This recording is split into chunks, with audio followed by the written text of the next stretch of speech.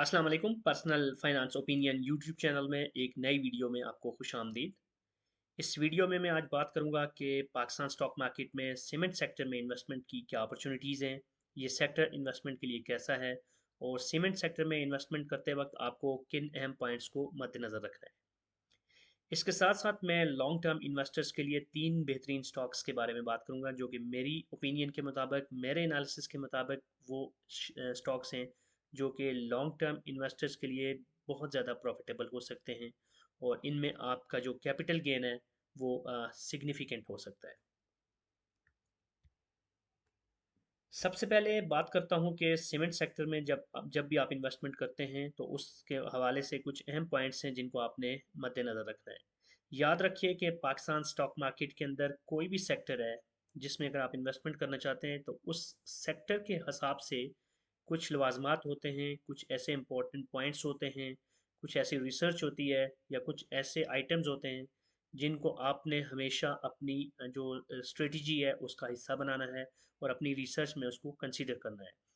इसी तरह cement sector भी एक ऐसा सेक्टर है जो कि पाकिस्तान के अंदर इन्वेस्टमेंट के हवाले से काफ़ी लुक्रेटिव समझा जाता है।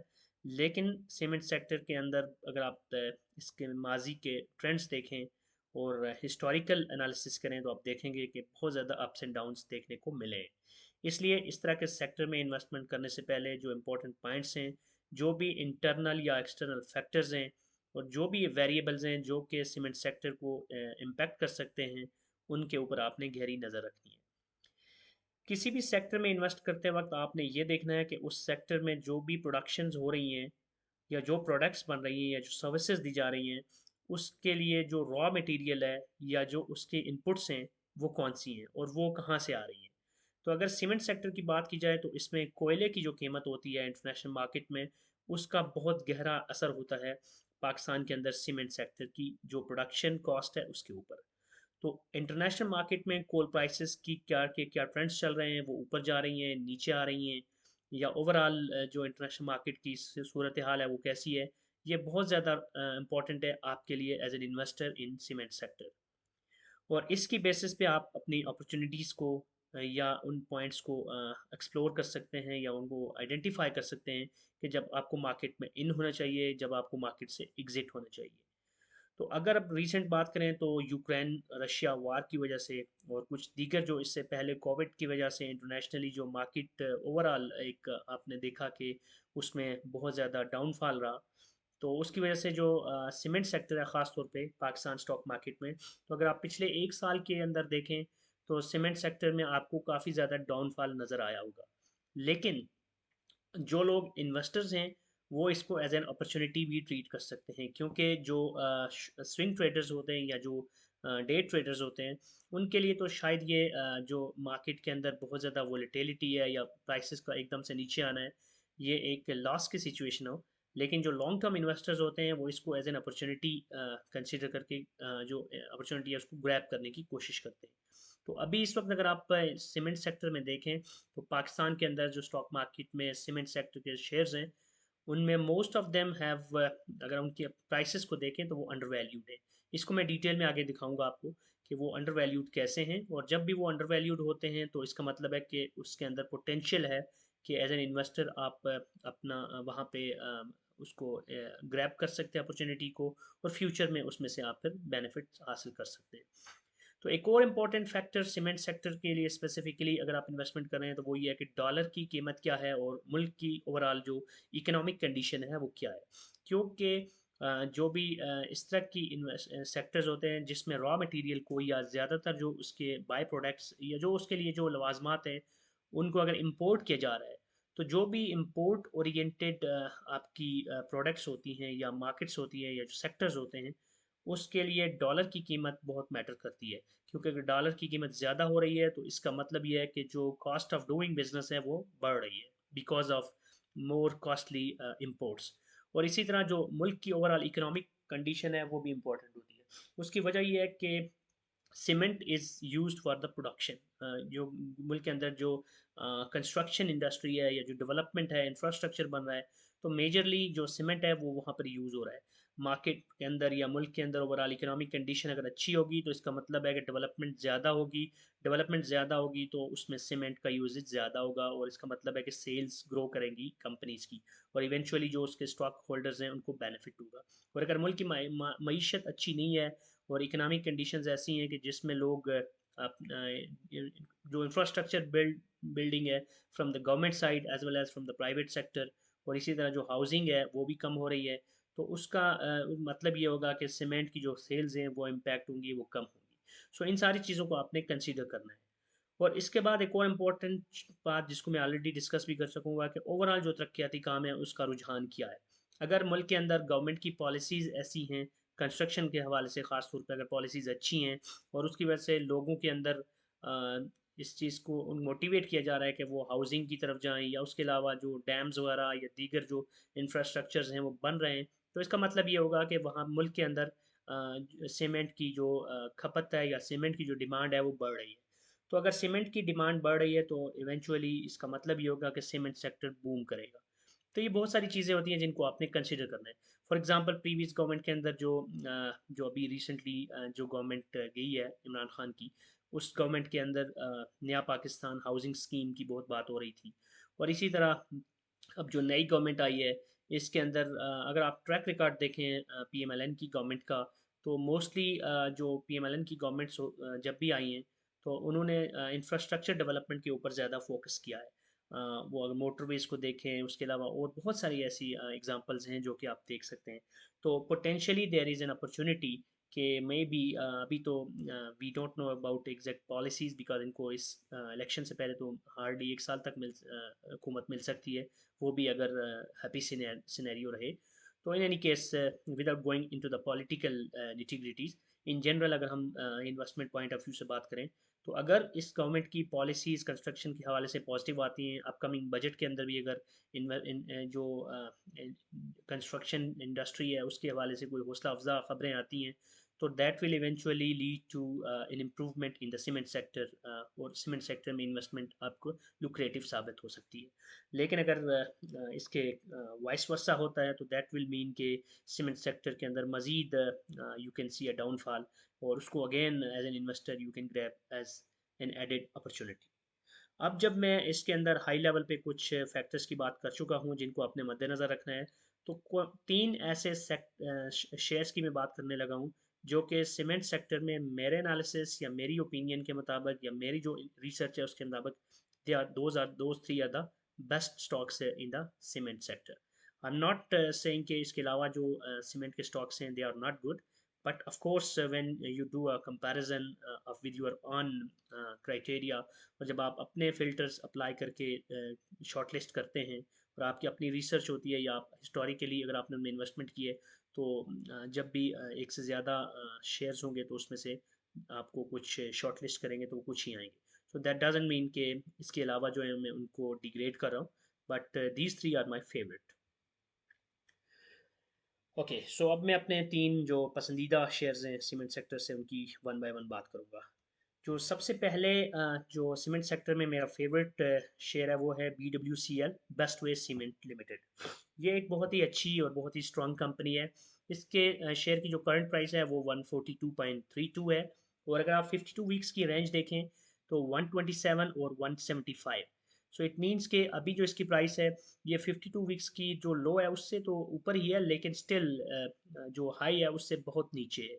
सो अगर इसी प्राइस के अंदर भी ये फ्लक्चुएट करता है तो still there is a opportunity कि अच्छा खासा कैपिटल गेन आपको दे सकता है।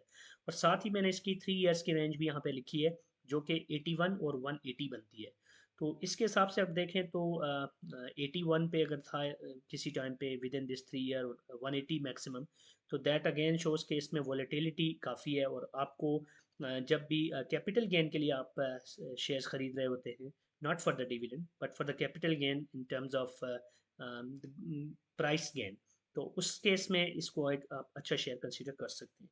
और इम्पॉर्टेंट चीज़ जो कि मैं आगे आपको एक्सप्लेन कर रहा हूँ वो है इसकी पीई रेशो, यानी कि प्राइस मल्टीपल। तो प्राइस मल्टीपल या प्राइस टू अर्निंग रेशो आपको बताती है कि इस शेयर की जो प्राइस है उसको अगर आप उसकी जो अर्निंग है या ईपीएस है, अर्निंग पर शेयर है, उसको उसकी आप रेशो निकालते हैं या उनको कंपेयर करते हैं तो वैल्यू क्या आती है। तो प्राइस डिवाइडेड बाय इसके ईपीएस अगर आप देखें तो ये 6.30 बनता है। तो कोई भी शेयर जिसकी पीई वैल्यू अगर 10 से कम है तो in general in my calculations मैं उसको अंडर वैल्यूड स्टॉक समझता हूँ। यानी कि उसके उसकी जो एक्चुअल वर्थ है वो ज़्यादा है और उसकी जो प्राइस है वो कम है। और ये एक पोटेंशियली आपके पास अपॉर्चुनिटी स्टॉक होता है जिसको आपने ख़रीदना होता है। और अगर स्पेक देखें इसकी price P ratio divided by earning growth. So peg is another factor जिसको अनदर रेशो और अनदर कैलकुलेशन जो कि आपको बताती है कि कोई शेयर अंडर वैल्यूड है, फेयर प्राइस पे है या ओवर वैल्यूड है। तो अगर इसकी वैल्यू एक से नीचे है और यहाँ पे आप देख सकते हैं कि इसकी 0.48 है तो it mean it's considerably under valued. और अगर एक शेयर की प्राइस 0.5 से नीचे है तो that is a very good opportunity for the investors to invest in that particular stock and gain the benefits. इसके बाद इसका नेट प्रॉफिट मार्जिन अगर देखा जाए, एक होता है ग्रॉस प्रॉफिट मार्जिन और एक होता है नेट प्रॉफिट मार्जिन। तो net profit margin is important कि इसका जो ओवरऑल प्रॉफिट बाकी सारी जो एक्सपेंसेस वगैरह हैं उनको निकाल के टैक्सेस वगैरह को कितना बन रहा है, तो वो बन रहा है 29.2%, विच इज़ वेरी गुड। यानी कि अगर 100 रुपया कमा रहे हैं इसमें से तो उसमें से बाकी सब कुछ निकाल के 29 आपको प्रॉफिट आ रही है। Net profit margin is very good for this particular stock. और इसकी जो डिविडेंड यील्ड है वो इन जनरल अगर आप पिछले एक साल का देखें तो cement sector was in a problem because of various factors. तो इतना अच्छा डिविडेंड नहीं दिया most of the cement sector stocks ने, लेकिन इस स्टॉक की बात करें अगर BWCL की तो इसने 10.36 इसकी डिविडेंड यील्ड बनती है जो कि बहुत अच्छी है। यानी कि इस परसेंटेज के हिसाब से अगर ये इसी तरह डिविडेंड देता है तो विद इन 10 ईयर आपकी जो एक्चुअल इन्वेस्टमेंट है वो कवर हो जाती है। सो 10+ डिविडेंड होना एक ऐसे शेयर का कि जिसके बाकी सारे फंडामेंटल्स भी स्ट्रांग हैं, तो that's kind of a golden egg for the investors. तो इसके अलावा आई वुड सजेस्ट कि आप इसके फाइनेंशियल्स को, इसकी एनुअल रिपोर्ट्स को, स्टेटमेंट्स को और बाकी जो रेशोज़ वगैरह हैं और जो बाकी जितनी भी डिटेल्स हैं इस कंपनी की in terms of its business, in terms of its past history, उस सब को आप अपने तौर पे भी रिसर्च करें। Because eventually it's just an opinion, it's not a financial advice that I am sharing with you. तो आपको अपनी जो एनालिसिस है, अपनी रिसर्च है या आप अपनी जो बेस्ट पॉसिबल जजमेंट है उसकी बेस पे ही डिसीजन लेना है फॉर द इन्वेस्टमेंट। जो दूसरा सीमेंट सेक्टर का शेयर मैं आज डिस्कस कर रहा हूँ which is among the top 3 share from the cement sector in my opinion is चराट सीमेंट, CHCC। इसकी जो करंट प्राइस है वो 142.63 है। और अगर आप पिछले की देखें BWCL की तो दैट वाज 142.32, तो it's nearly close to the price. यानी इन दोनों की price almost as of now same number पे है। और इसके 52 वीक्स की रेंज देखें तो वो है 116 टू 195। और अभी जो 142 है इट मीन्स कि ये जो इसकी 52 वीक्स की लो है उससे तो काफ़ी ऊपर है। बट 152 वीक्स की जो हाईएस्ट है 195 उससे सिग्निफिकेंटली नीचे है। So it has a lot of opportunity to grow even if it goes range bound to the same values of 52 weeks. और 3 ईयर्स की अगर आप रेंज देखें तो 24.6 से लेके 195 प्लस। सो दैट मीन्स के इस शेयर ने बहुत ज़्यादा अपसाइड ट्रेंड शो किया है। और एक शेयर जो कि 24 पर भी रहा हो और 195 तक गया हो और अभी 142 पे हो, इट मीन्स के company has some worth, company has some strong backing, strong fundamentals और company has capabilities to grow like this. 24 से 142 पे होना या 195 तक जाना, दैट शोज़ के कंपनी को, कंपनी अच्छी मैनेजमेंट के साथ, अच्छी स्ट्रेटजी के साथ आगे जा रही है और इसकी जो सेल्स हैं और इसकी जो अर्निंग्स हैं वो अच्छी है। वो आप अगर आप डिटेल्स देखना चाहें सेल्स की तो वो भी आप डेटा पोर्टल के ऊपर या CS ट्रेड पे या दीगर साइट्स पे investing.com पे भी देख सकते हैं। इस कंपनी की प्राइस पीई रेशो अगर देखी जाए तो that 6.23। Again it's below 10 which means के ये अंडर वैल्यूड स्टॉक है। यानी कि इसकी जो अभी जो प्राइस है कंसिडरिंग इट्स अर्निंग ये कोई बहुत ज़्यादा नहीं है। So it has an opportunity for the investors. और पैग अगर इसका देखा जाए तो 0.12। अगेन पैग एज आई स्टेटेड अगर ये एक से ऊपर है तो इट मीन्स ओवर वैल्यूड, 1 के आसपास है तो फेयर वैल्यू और 1 से नीचे है तो it's under valued. So it's just 0.12 which means के इसकी जो वैल्यू अभी जो करंट प्राइस है that's quite low, or it's an undervalued stock and it has an opportunity for the investors. और इसका net profit margin is 12.72. आप BWCL के केस में it was 29%, 29 पॉइंट समथिंग, और यहाँ पे 12 पॉइंट समथिंग. इट मीन्स के फॉर सम रीज़न इनका जो नेट प्रॉफिट मार्जिन है वो बहुत कम है compare to the BWCL. So profitability is very important. कोई भी कंपनी आपको तभी पैसे देगी, आपको फ़ायदा देगी जब उसका प्रॉफिट बढ़ रहा हो. तो यहाँ पर अगर इसका प्रॉफिट कंपैरेटिवली देखा जाए तो कम है, बट कंपैरिजन आपको सिर्फ स्टॉक्स दीगर स्टॉक से ही नहीं करना, बल्कि इसका आप ईयर टू ईयर या क्वार्टर टू क्वार्टर भी आपने देखना है कि इसकी जो ग्रोथ है वो कैसी हो रही है और इसका प्रॉफिट्स कैसे जा रहे हैं. So that is something you will have to research further. और इसका जो डिविडेंड यील्ड है लास्ट ईयर का, that's just 0.84, which is very low. But again as I stated earlier कि सीमेंट सेक्टर अच्छा परफॉर्म नहीं कर रहा था फॉर वेरियस रीजंस. तो उस दौरान भी अगर किसी कंपनी ने डिविडेंड स्टिल दिया है कुछ ना कुछ, तो दैट मीन्स कि ये कंपनी फ्यूचर में जब अच्छा परफॉर्म करेगी तो you can expect better dividends. जो तीसरी कंपनी सीमेंट सेक्टर से आज मैं शॉर्ट लिस्ट करके लाया हूँ वो है DGKC, DG Khan cement company limited. ये एक ऐसा शेयर है जो इन्वेस्टर्स के साथ साथ ट्रेडर्स को भी बहुत पसंद है, क्योंकि इसके अंदर भी काफ़ी वॉलेटिलिटी है. तो इसकी जो करंट प्राइस है दैट्स 72.51, और 52 वीक्स की अगर रेंज देखी जाए तो 62 to 134. तो अब अभी जो इसकी करंट प्राइस है वो that's very near to its 52 weeks low. So it means के अभी अगर आप इसको आप ग्रैब कर लेते हैं एज एन अपॉर्चुनिटी, और फंडामेंटल्स स्ट्रांग ही रहते हैं, और ओवरऑल मार्केट के सेंटिमेंट्स भी अच्छे होते हैं, और फ्यूचर में अगर सीमेंट सेक्टर ग्रो करता है विच इज़ हाईली एक्सपेक्टेड, तो इन दैट केस इसके अंदर अच्छी खासी अपॉर्चुनिटी है कि आप बहुत अच्छा कैपिटल गेन हासिल कर सकते हैं.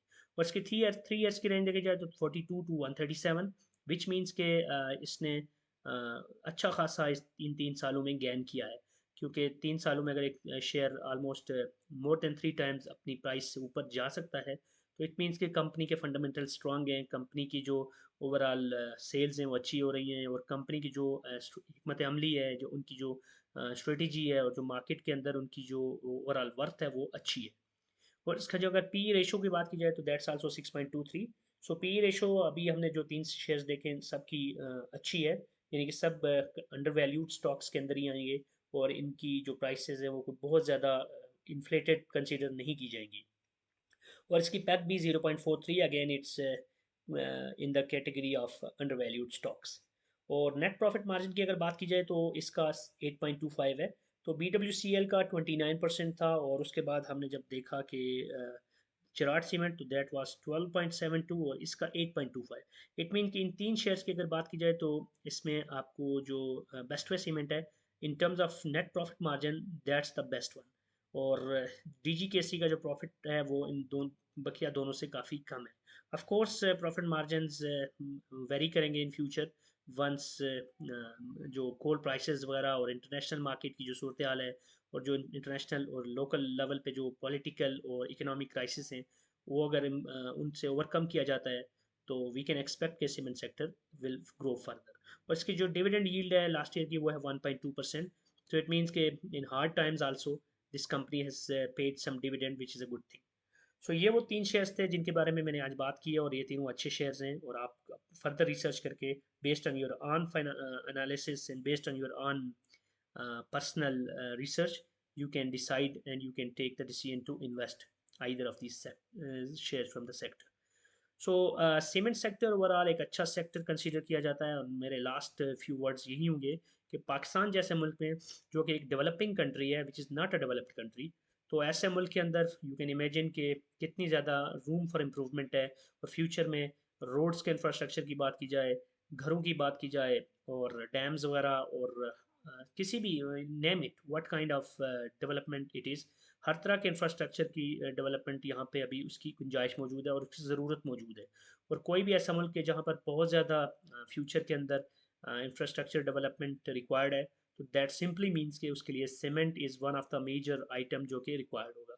तो सीमेंट सेक्टर इज़ समथिंग कि अगर आप लॉन्ग टर्म इन्वेस्टमेंट करना चाहते हैं, तो I will not recommend because I am not a financial advisor, but in my opinion अगर मैं अपने इन्वेस्टमेंट के हिसाब से बात करूँ, तो मेरे पोर्टफोलियो में cement sector will be always there, because I know कि इन फ्यूचर जब भी अगर लॉन्ग टर्म के लिए सोचा जाए, तो जब भी सिचुएशन बेहतर होती है, तो cement sector is a sector which will definitely flourish.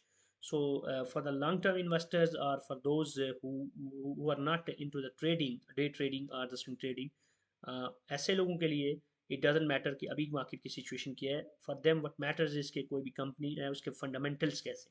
तो फंडामेंटली अगर कंपनी स्ट्रांग हो और कोई भी ऐसा सीमेंट सेक्टर की तरह का सेक्टर हो कि जिसमें फ्यूचर अच्छा आपको नज़र आ रहा हो in terms of overall company countries requirement, तो आपको उसके अंदर ज़रूर जंप इन करना चाहिए. सो ये थी आज की वीडियो. अगर आपको ये वीडियो पसंद आई है तो don't forget to subscribe to the channel and press the like button.